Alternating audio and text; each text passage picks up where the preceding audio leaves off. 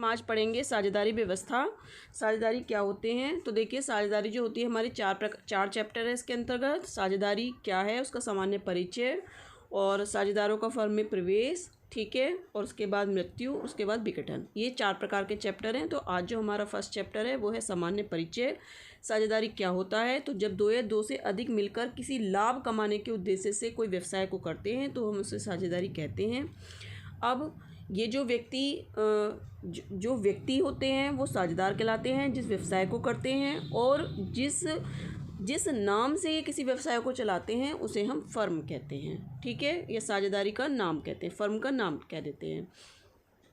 साझेदारी से संबंधित जो भी शर्तें या बातें होती हैं वो एक अधिनियम के अंतर्गत दी हुई होती हैं, और उस अधिनियम का क्या नाम है? साझेदारी, भारतीय साझेदारी अधिनियम 1932। ये लिखा हुआ है यहाँ पर, आप देखिए, ये लिखा हुआ है यहाँ पे, भारतीय साझेदारी अधिनियम 1932।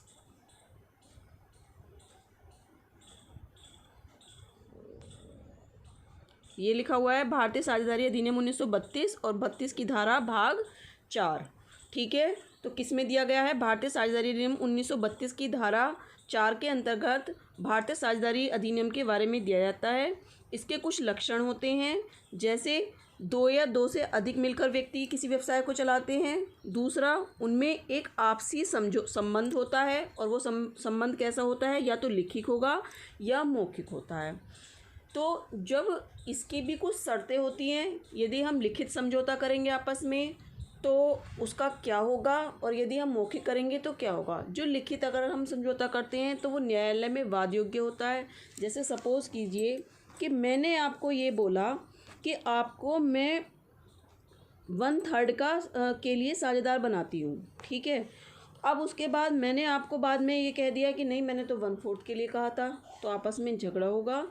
अगर आपका लिखित संविधान है, लिखित साझेदारी व्यवस्था है, तो आप न्यायालय में जाकर अपनी बात को कह सकते हैं कि मुझसे पार्टनरशिप करते समय इन्होंने मुझे 1/3 का साझेदार बनाया था, और अब ये कहते हैं कि मैं प्रॉफिट में 1/4 का साझेदार हूँ। आप उसका प्रमाण दिखा सकते हैं और अपना हक ले सकते हैं। लेकिन यदि आप मौखिक साझेदारी होती है इसमें, तो आप किसी भी वाद के योग्य नहीं हैं। जैसा वो दूसरा पार्टनर कहेगा आप उसको मानना पड़ेगा।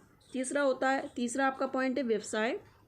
तो व्यवसाय में हमारी 4 चीज़ें सम्मिलित होती हैं, जैसे व्यापार, उद्योग, कोई भी व्यवसाय चलाते हैं, वाणिज्य, और प्रत्यक्ष सेवाएं। प्रत्यक्ष सेवाएं कुछ भी हो सकती हैं, डॉक्टर, वकील, टीचर, है ना, कुछ भी हो सकती हैं। व्यापार हमारा लाभ कमाने के, उद्योग, कुटीर उद्योग, वाणिज्य भी, इन दोनों को मिलकर वाणिज्य बनता है। अब आता है लाभ का वितरण, नेक्स्ट पॉइंट है हमारा। तो लाभ का जो वितरण होता है वो भी हम आपसी समझौते के अनुसार करते हैं। तो जितना कोई भी व्यक्ति, हम जो लाभ को हम उसको देंगे अपने व्यवसाय के अंतर्गत जो कि हमारा पार्टनर है। अब किसी व्यक्ति ने पैसा लगाया है तो ये तो हो सकता है हम उसको लाभ का हिस्सा दें, लेकिन हर व्यक्ति हमारी साझेदारी का पार्टनर नहीं हो सकता। यानी पार्टनर वही कहलाएगा जो लाभ और हानि दोनों को सहन करे। ये ना हो कि लाभ में केवल हिस्सा पाए, हानि को सहन ना करे। तो एक ऐसा व्यक्ति जो लाभ और हानि दोनों को आपस में बंटवारा करे उसे हम क्या कहेंगे? साझेदार कहेंगे। देखो, उसके बाद था व्यवसाय का संचालन। तो साझेदारी फर्म के व्यवसाय का संचालन सभी साझेदार अथवा कोई एक अथवा अधिक से अधिक साझेदार भी कर सकते हैं। प्रत्येक दशा में चाहे साझेदार वे फर्म के संचालन में भाग लें अथवा फर्म के कार्य के लिए उत्तरदायी हों, ठीक है। तो ये वाला नेक्स्ट पॉइंट था। अब आता है, देखो, जो मैंने आपको बताया था कि जो हमारा भारतीय साझेदारी संलेख होता है वो कौन सा होता है? भारतीय साझेदारी अधिनियम 1932 की धारा 4 में क्या क्या चीज़ें दी गई होती हैं। तो सबसे पहले क्या होती है कि ये पूंजी, हमारा पूंजी है। तो देखिए, पूंजी में क्या दे रखा है? ये हमारा पूंजी है, नेक्स्ट पॉइंट। तो पूंजी में क्या है कि प्रत्येक साझेदार फर्म में लगाई जाने वाली पूंजी की मात्रा, पूंजी नगद दी जाएगी। मतलब जो पूंजी, कोई भी हम व्यवसाय करेंगे तो ये नहीं होगा कि उसने ये कह दिया कि हाँ भाई ठीक है मैं आपका साझेदार हूँ। साझेदारी बनने के लिए उसे पूंजी भी देनी होगी, और पूंजी किस में देगा? वो कैश में देगा, अथवा किसी संपत्ति के रूप में देगा, अथवा नगद अथवा संपत्ति के रूप में देगा। तो पूंजी वो कैसे देगा? 2 तरीके से देगा। 2 तरीके से कैसे देगा कि एक तो उसमें देगा, कैश में देगा, दूसरा वो संपत्ति के रूप में देगा, अथवा दोनों के रूप में देगा, ठीक है। इसके बाद क्या होगा इसके बाद है लाभ हानि। तो लाभ हानि का अनुपात क्या होगा, ये निम्न प्रकार से किया जाएगा, मतलब कुछ भी जो भी साझेदारी संलेख में वर्णित होगा, ठीक है, चाहे तो 50% या 33.5% या 16.5, जो भी हमने उस संलेख में निर्धारित किया है उसके अकॉर्डिंग हम लाभ हानि का वितरण करेंगे।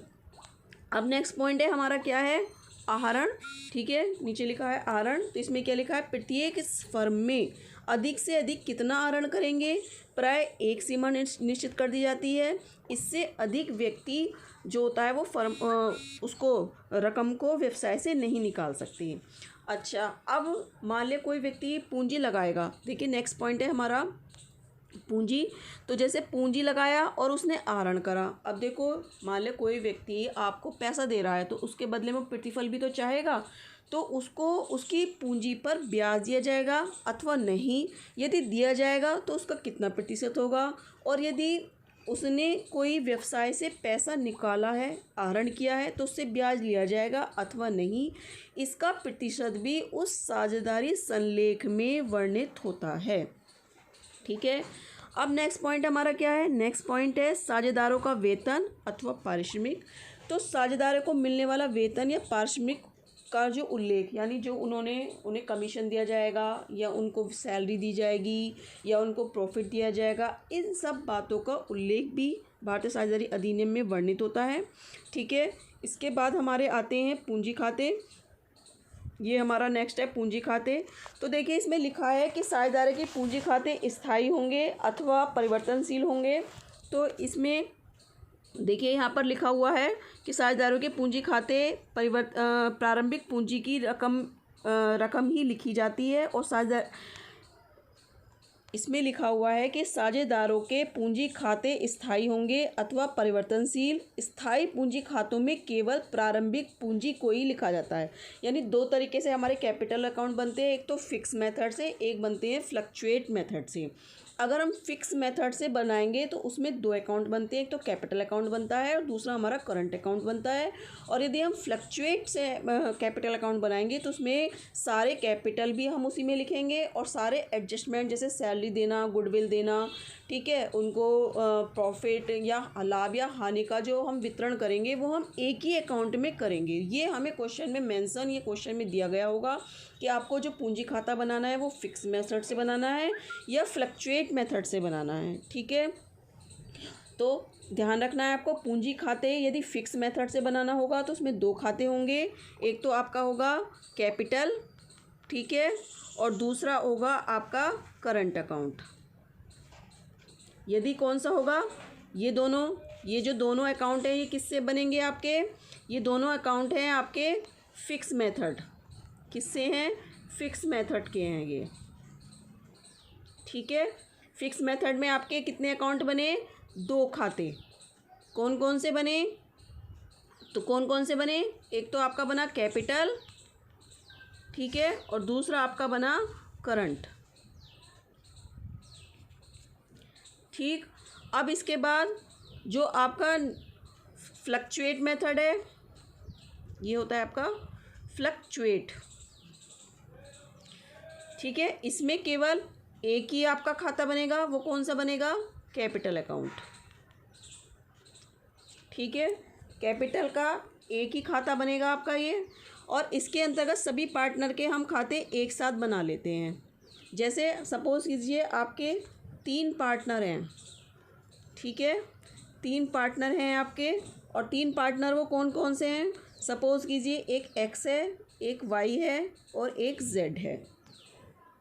अब तीनों के हम खाते कैसे बनाएंगे भाई, सबसे पहले हम क्या डालते हैं, डेट, फिर हम डालते हैं क्या, पर्टिकुलर, फिर हम डालते हैं क्या, एलएफ, और उसके बाद अमाउंट, ठीक है। तो यहाँ पे अब अमाउंट में हम किसका डालेंगे, एक्स, वाई और जेड। हम तीनों का वो बना लेंगे, तीनों के अलग अलग मतलब अमाउंट के हमने 3 कॉलम बना लिए, एक्स, वाई, जेड। फिर हमने ये तो हो गया हमारा कौन सी साइड हो गया, ये हमारा हो गया डेबिट साइड, ठीक है।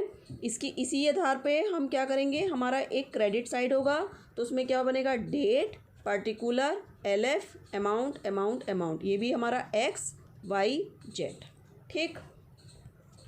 ये हमारा कौन सा मेथड हो गया। यदि अगर हमारा फ्लैक्चुएट मेथड होगा तो हमारा कौन सा होगा, केवल एक अकाउंट बनेगा, वो कौन सा बनेगा, कैपिटल, एक अकाउंट बनेगा। और यदि हमारा फिक्स होगा, यदि हमारा फिक्स होगा तो हमारे कितने बनेंगे अकाउंट, 2 अकाउंट बनेंगे। वो कौन कौन से बनेंगे,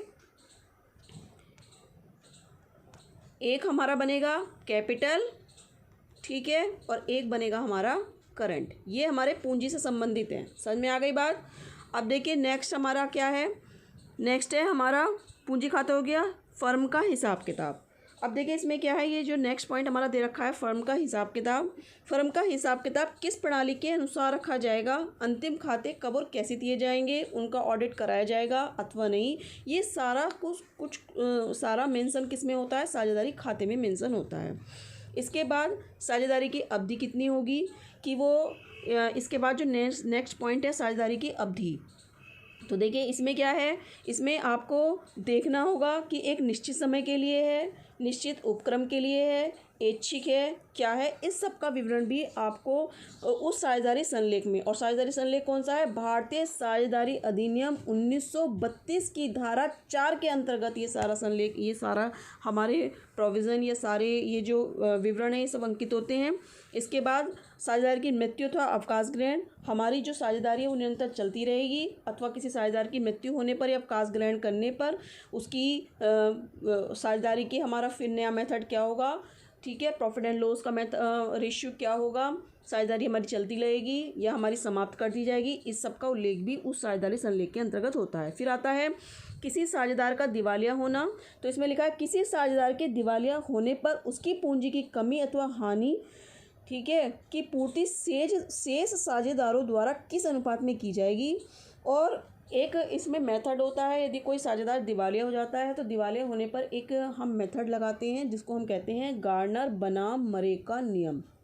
तो वो किस उसमें लगेगा, ठीक है, शेष साझेदारों की जो पूंजी होगी वो उसकी संपत्ति बेचकर लगाई जाएगी, उसका जो हानि होगी उसकी पूर्ति, ठीक है, उसको प्रॉफिट उसकी वाइफ को दिया जाएगा या किसी और को दिया जाएगा। इन सब बातों का विवरण भी हम गार्नर बनाम मरे नियम लगाएंगे या नहीं लगाएंगे, इन बातों का उल्लेख भी उस साझेदारी संलेख में होता है।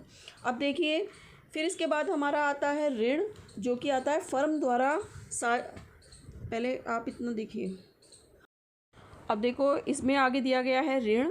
तो ऋण में क्या है, फर्म द्वारा साझेदार से ऋण लेने पर ब्याज की दर क्या होगी, वो लेंगे अथवा नहीं, ये सब इसके बारे में विवरण दिया गया है। अब देखो ये जो सारे नियम हैं हम इसको एक बार फिर से पढ़ लेते हैं।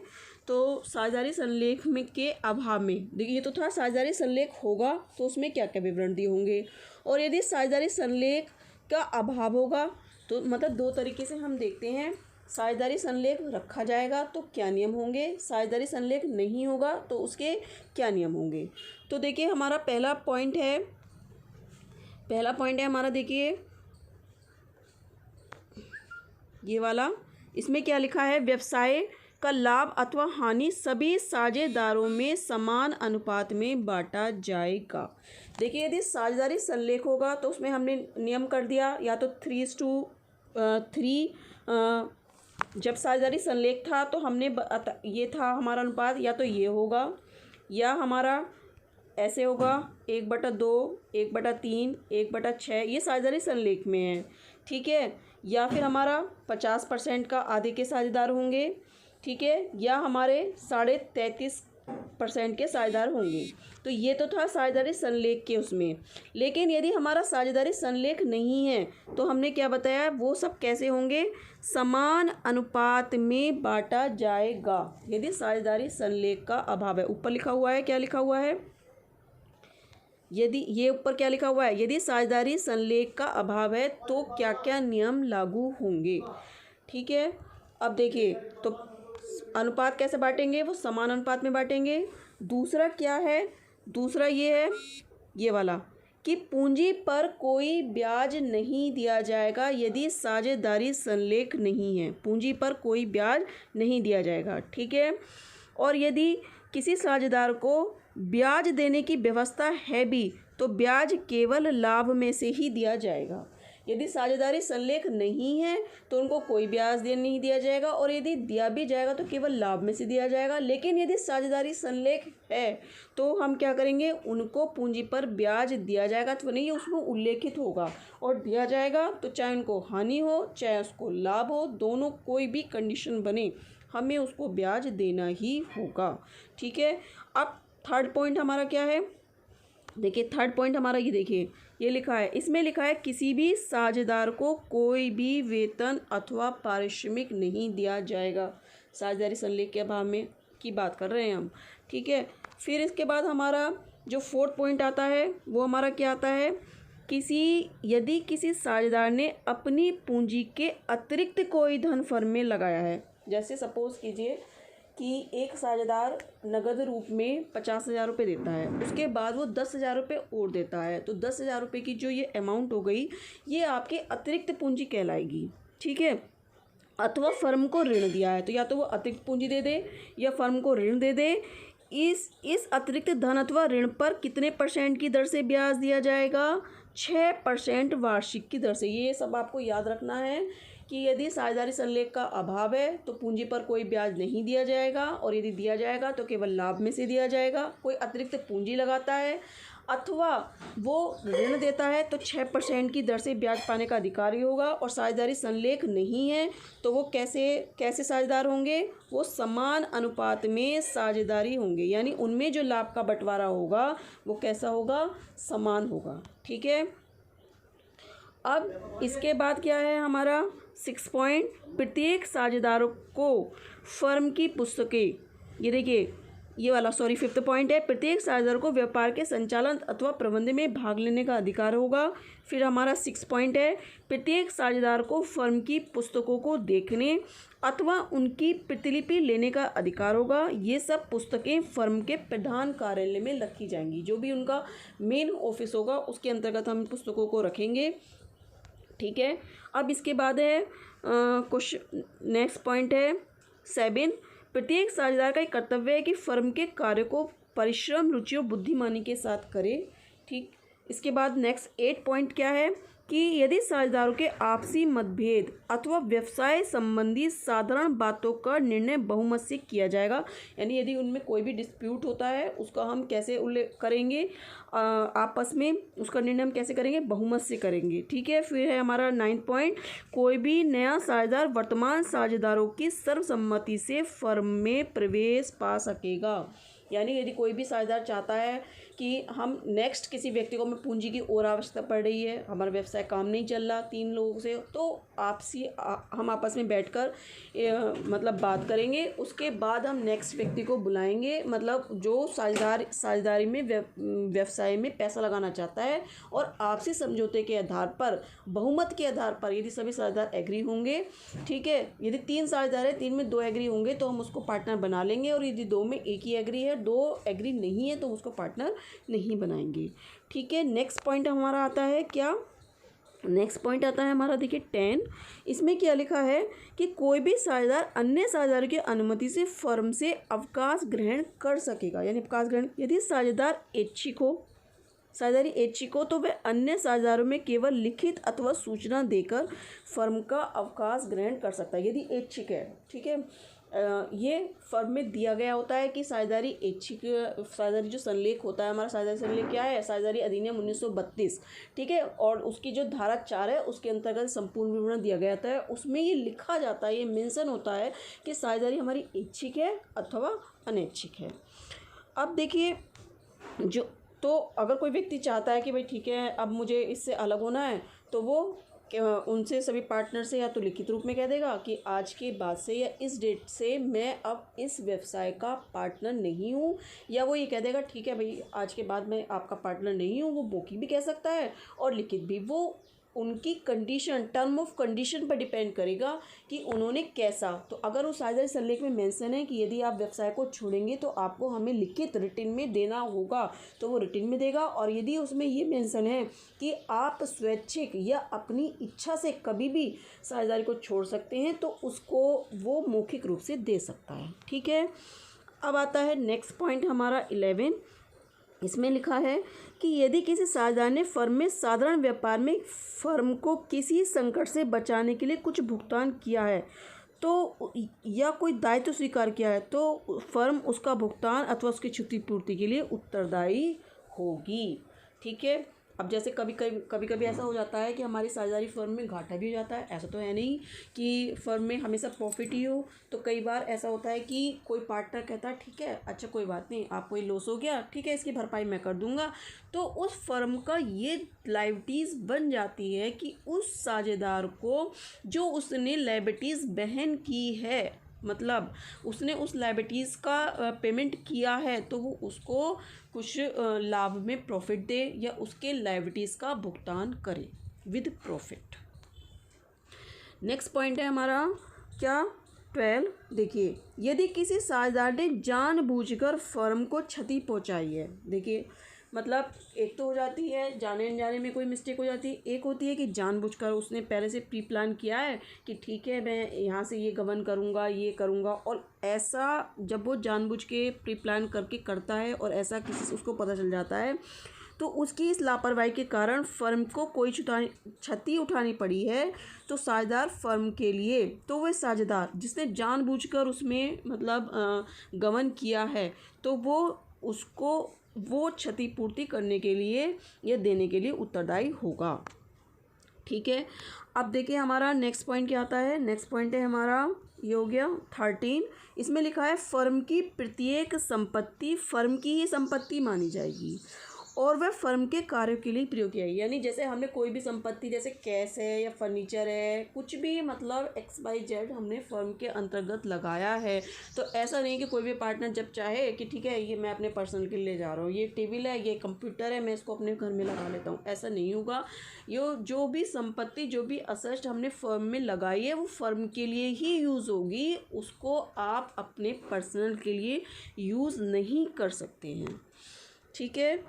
अब आता है नेक्स्ट पॉइंट हमारा क्या 13 हो गया 14।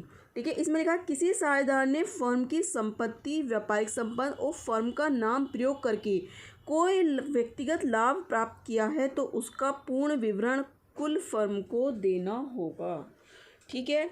अब क्या आता है हमारा नेक्स्ट, मतलब अगर उसने गलत यूज़ करके कोई प्रॉफिट कमा लिया है उसका तो वो उसको फर्म को देना होगा। नेक्स्ट पॉइंट है हमारा 15। यदि कोई साझेदार फर्म के समान अथवा उसमें प्रतियोगिता करने वाला कोई व्यापार करता है तो उस व्यापार में उपार्जित संपूर्ण लाभ अथवा हिसाब फर्म को देना होगा। इसके बाद हमारा 16 पॉइंट, यदि फर्म की बनावट में कोई परिवर्तन होता है तो साझेदारों के अधिकार अथवा कर्तव्य साधारणतः वही रहेंगे जो परिवर्तन से पूर्व थे। इसके बाद हमारा नेक्स्ट पॉइंट आता है, यदि फर्म एक निश्चित अवधि अथवा किसी विशेष उपक्रम के लिए स्थापित की गई है और उस अवधि अथवा उपक्रम के समाप्त होने पर फर्म का कार्य करने का निश्चय करती है तो साझेदारों को अधिकार अथवा कर्तव्य में कोई अंतर नहीं होगा। Okay, thank you.